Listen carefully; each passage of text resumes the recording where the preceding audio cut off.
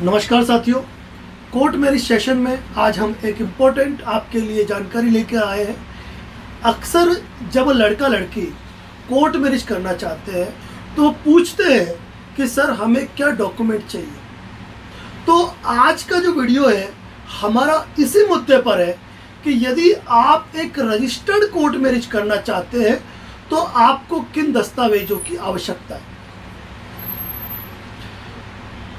लड़का लड़की जो वर और वधू है उनके डॉक्यूमेंट की रिक्वायरमेंट होगी दोनों के आधार कार्ड और दोनों के आधार कार्ड के अलावा दोनों के जन्म से संबंधित एक डॉक्यूमेंट। अब जन्म से संबंधित का मतलब ये नहीं है कि आपका बर्थ ऑफ प्लेस क्या है। जन्म से संबंधित डॉक्यूमेंट का मतलब होता है standard age of proof document.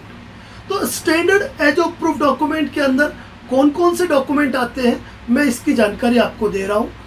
प्रत्येक व्यक्ति जो कोर्ट मैरिज करना चाहता है उसको आधार कार्ड के अलावा जन्म से संबंधित या तो जन्म का प्रमाण पत्र या फिर पैन कार्ड या फिर ड्राइविंग लाइसेंस या फिर पासपोर्ट या फिर ट्रांसफ़र सर्टिफिकेट।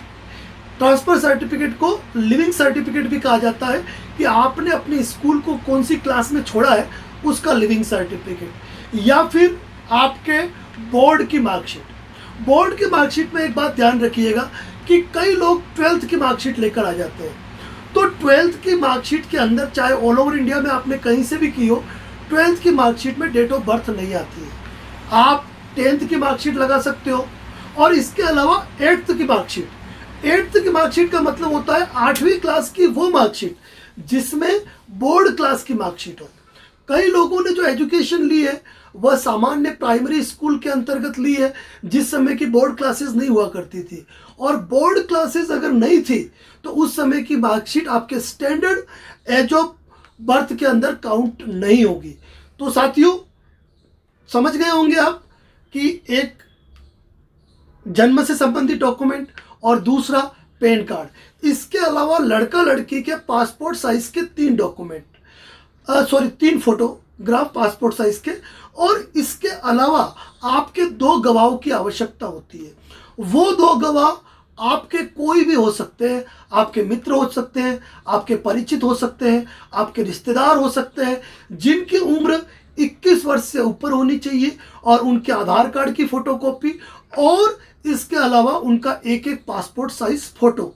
स्टार्टिंग में जब आप एडवोकेट से कांटेक्ट करते हैं कोर्ट मैरिज के लिए तो आपको सारे डॉक्यूमेंट की फोटोकॉपीज देनी होती है, लेकिन वक्त मैरिज रजिस्ट्रार प्रेजेंटेशन कि जब आप मैरिज रजिस्ट्रेशन के प्रेजेंटेशन के लिए आप मैरिज रजिस्ट्रार के सामने उपस्थित होते हैं तो ये सारे ओरिजिनल डॉक्यूमेंट आपको वेरीफाई कराने होते हैं।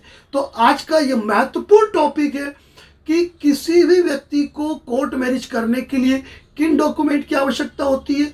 तो वर वधू यानी लड़का लड़की के केवल आधार कार्ड और डेट ऑफ बर्थ का एक डॉक्यूमेंट, आपके 2 गवाह होते हैं, उन 2 गवाहों के आधार कार्ड और एक फोटो। इसके अलावा आपके जो पंडित है, काजी है, उनका आधार कार्ड और उनका पासपोर्ट साइज फोटो। खैर उनकी व्यवस्था तो आपके वकील साहब स्वयं कराते हैं, उसके लिए आपको चिंतित होने की आवश्यकता नहीं है।